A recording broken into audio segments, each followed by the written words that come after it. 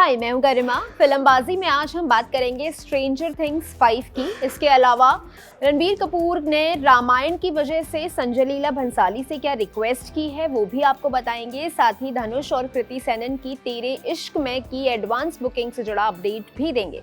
तो चलिए शुरू करते हैं आज की खबरों का सिलसिला।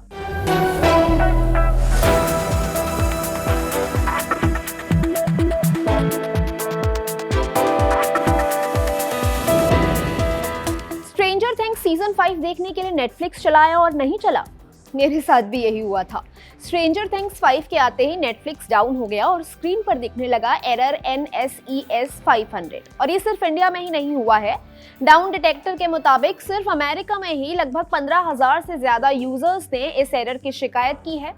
ये एरर आखिर आया क्यों? इसकी वजह है सर्वर पर अचानक से पड़ा हुआ लोड। मेरे और आपके जैसे ना जाने कितने लोग जो इस सीरीज के लिए एक्साइटेड थे वो बैठ गए अपना नेटफ्लिक्स खोलकर और फिर नेटफ्लिक्स ही बैठ गया। ये पहली बार नहीं हुआ है कि स्ट्रेंजर थिंग्स का सीजन आया और नेटफ्लिक्स का सर्वर डाउन हो गया। इससे पहले जब पिछला सीजन आया था तब भी ऐसा ही हुआ था। रणवीर सिंह की धुरंधर साल 2025 की सबसे एंटिसिपेटेड फिल्म्स में से एक है। अटकलें लग रही थी कि धुरंधर में रणवीर का किरदार अशोक चक्र अवॉर्डी मेजर मोहित शर्मा पर बेस्ड है। वो मेजर मोहित जिन्होंने हिजबुल मुजाहिदीन के कैंप में घुसपैठ की थी और अकेले ही उनके 2 कुख्यात कमांडर्स को मार गिराया था। 2009 में कुपवाड़ा में आतंकियों से हुई एक भिड़ंत में वो शहीद हो गए। मेजर मोहित शर्मा के भाई मधुर शर्मा ने एक्स पर धुरंधर से जुड़ी एक पोस्ट पर रिएक्ट किया। उन्होंने आदित्य धर को टैग करके पूछा कि क्या ये फिल्म उनके भाई मेजर मोहित पर बेस्ड है। इसका जवाब देते हुए आदित्य ने लिखा, नमस्ते सर, हमारी फिल्म धुरंधर मेजर मोहित शर्मा पर आधारित नहीं है। ये इस बात का आधिकारिक स्पष्टीकरण है। मैं आपको यकीन दिलाता हूं कि भविष्य में भी यदि हम मोहित सर की बायोपिक बनाते हैं तो आपकी पूरी सहमति और परिवार से बात करके ही बनाएंगे और इस तरह बनाएंगे कि देश के लिए जो बलिदान उन्होंने दिया है, जो लेगेसी वो हम सब के लिए छोड़कर गए हैं, फिल्म उसे पूरा सम्मान दे सके। रणवीर सिंह का लुक मेजर मोहित से बहुत मिलता जुलता रखा गया है। रणवीर ही नहीं, अर्जुन रामपाल, अक्षय खन्ना, संजय दत्त और आर माधवन को भी रियल कैरेक्टर्स जैसा ही लुक दिया गया है। कपड़े और हेयर स्टाइल तक हूबहू नजर आ रही है, इसलिए लोगों ने सवाल उठाने शुरू कर दिए। साल 2007 की फिल्म अपने सुपरहिट रही। अगस्त में डायरेक्टर अनिल शर्मा ने इसका सीक्वल अनाउंस कर दिया था। स्क्रिप्ट भी फाइनल हो गई थी। इसमें वो देओल परिवार की तीसरी पीढ़ी को भी दिखाने वाले थे, मगर अब ये फिल्म नहीं बनेगी। हिंदुस्तान टाइम्स से बातचीत में अनिल शर्मा ने कहा, अपने तो अपनों के बिना नहीं बन सकती। धर्म जी के बिना ये फिल्म बनाना नामुमकिन है। सब कुछ ट्रैक पर था, स्क्रिप्ट रेडी थी, मगर धर्म जी चले गए। कुछ सपने अधूरे ही रह जाते हैं। कपिल शर्मा की फिल्म किस किस को प्यार करूं 2 का ट्रेलर आ गया है। पहले पार्ट की तरह कपिल एक बार फिर जाने अनजाने मल्टीपल मैरिज के चक्कर में फंस गए हैं। फर्क इतना है कि इस दफा फिल्म में रिलीजन वाला एंगल भी है। ट्रेलर की शुरुआत एक चर्च से होती है। यहाँ कपिल ईसाई पादरी बने असरानी को अपनी समस्या सुनाते हैं। वो कहते हैं, मैं एक लड़की से प्यार करता हूँ जिसके लिए मैं हिंदू से मुस्लिम बना और फिर क्रिश्चियन, मगर वो फिर भी मुझे नहीं मिली, बल्कि तीनों धर्मों से एक एक बीवी मिल गई। किस किस को प्यार करूं 2 में कपिल शर्मा के अलावा मनजोत सिंह, त्रिधा चौधरी, पारुल गुलाटी, हीरा वरीना, आयशा खान, अखिलेंद्र मिश्रा, विपिन शर्मा, सुशांत सिंह और असरानी जैसे एक्टर्स नजर आने वाले हैं। इसे अनुकल्प गोस्वामी ने डायरेक्ट किया है। वहीं ओरिजिनल फिल्म के डायरेक्टर रहे अब्बास मुस्तन इसके प्रोड्यूसर हैं। ये फिल्म 12 दिसंबर को थिएटर्स में रिलीज हो रही है। एनिमल के बाद रणबीर कपूर की कई फिल्म्स आने वाली हैं। संजय लीला भंसाली की love and war, Nitesh Tiwari की रामायण, रामायण 2 और संदीप रेड्डी बांगा की एनिमल पार्क। अब रणबीर इन फिल्मों की रिलीज डेट्स को लेकर के काफी सीरियस हैं। संजय लीला भंसाली 2026 के इंडिपेंडेंस डे यानी कि अगस्त के महीने में रिलीज करने का प्लान कर रहे हैं लव एंड वॉर को, लेकिन सोर्स के मुताबिक रणबीर कपूर ने संजय लीला भंसाली को फिल्म का शूट 2026 तक पूरा कर लेने की सलाह दी है।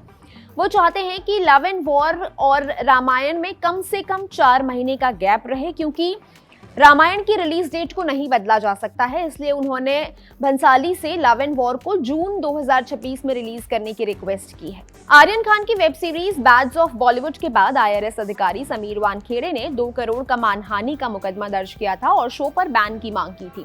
अब रेड चिलीज की तरफ से इस मामले में कोर्ट में अपना पक्ष रखा गया। रेड चिलीज के वकील ने कहा, इस शो में एक ऑफिसर के एक्शन लेने के तरीके को दिखाया है। इसका कॉर्डेलिया क्रूज रेड मामले से कोई लेना देना नहीं है। प्रोडक्शन हाउस की तरफ से सीनियर लॉयर नीरज किशन कौल ने अपना तर्क रखते हुए कहा, आप किसी एक लाइन या किसी एक सीन को चुनकर बैंक की मांग नहीं कर सकते हैं। ये शो 20 अलग अलग मुद्दों को उठाता है। हाँ, कहानी रियल लाइफ से इंस्पायर्ड है, लेकिन ये सब फिक्शन है।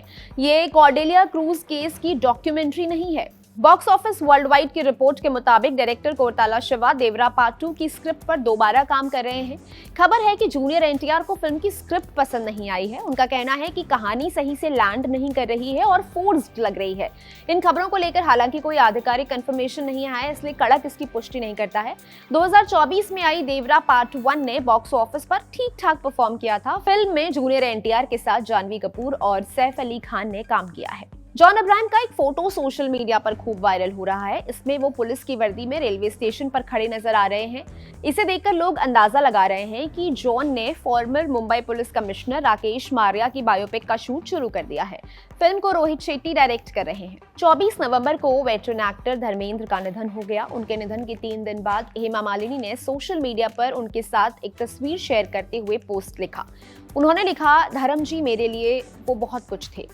एक प्यारे पति, हमारी 2 बेटियों ईशा और अहाना के लाडले पिता, दोस्त, दार्शनिक, मार्गदर्शक, कवि, हर मुश्किल घड़ी में मेरे लिए सबसे जरूरी इंसान। वो हमेशा अच्छे बुरे वक्त में मेरे साथ रहे। अपने सहज मिलनसार व्यवहार से और हमेशा सभी के प्रति स्नेह और रुचि दिखाते हुए उन्होंने मेरे परिवार के सभी सदस्यों को अपना बना लिया था। एक पब्लिक पर्सनालिटी होने के नाते उनका टैलेंट, उनकी पॉपुलैरिटी के बावजूद उनकी विनम्रता और उनकी यूनिवर्सल अपील उन्हें लेजेंड बनाती है। उनका जाना मेरे लिए व्यक्तिगत नुकसान है जिन्हें शब्दों में बयां नहीं किया जा सकता। उनकी कमी ताउम्र खलेगी।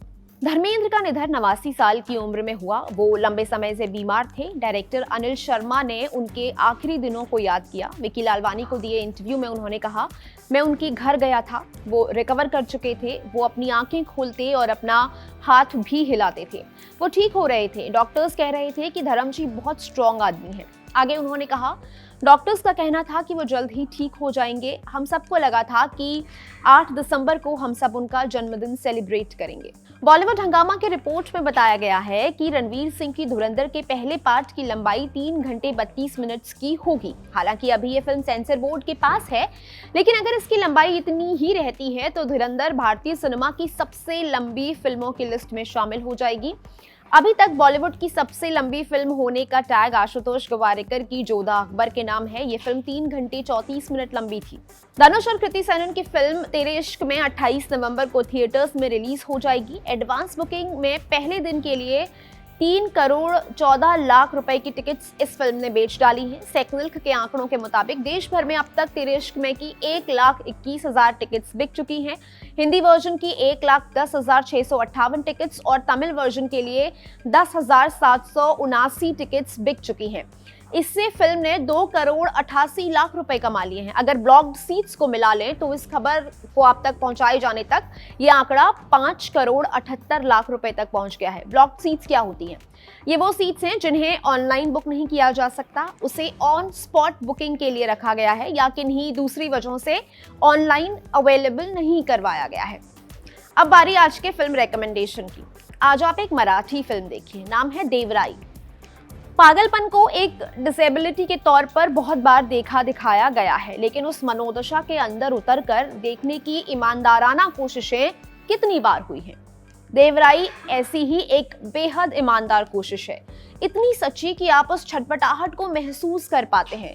स्किज़ोफ्रेनिया को लेकर अवेयरनेस भले ही बढ़ रही हो, लेकिन अभी भी भारत में ऐसे लोगों की कमी नहीं जो किसी भी तरह की मानसिक कमजोरी को पागलपन का लेबल लगाकर तुरंत नजरअंदाज कर देते हैं, जबकि जरूरत होती है स्किज़ोफ्रेनिया को एक बीमारी समझकर उस शख्स की मदद करने की। देवराई इसी मदद का तरीका बताती है। अगर आपने ये फिल्म देखी है तो आपको कैसी लगी आप कमेंट करके जरूर बताइएगा। बहुत प्यारी फिल्म है, आपको जरूर देखनी चाहिए। आज के फिल्मबाजी में इतना ही, दीजिए इजाजत। अब मुलाकात होगी कल। देखते रहिए कड़क। शुक्रिया।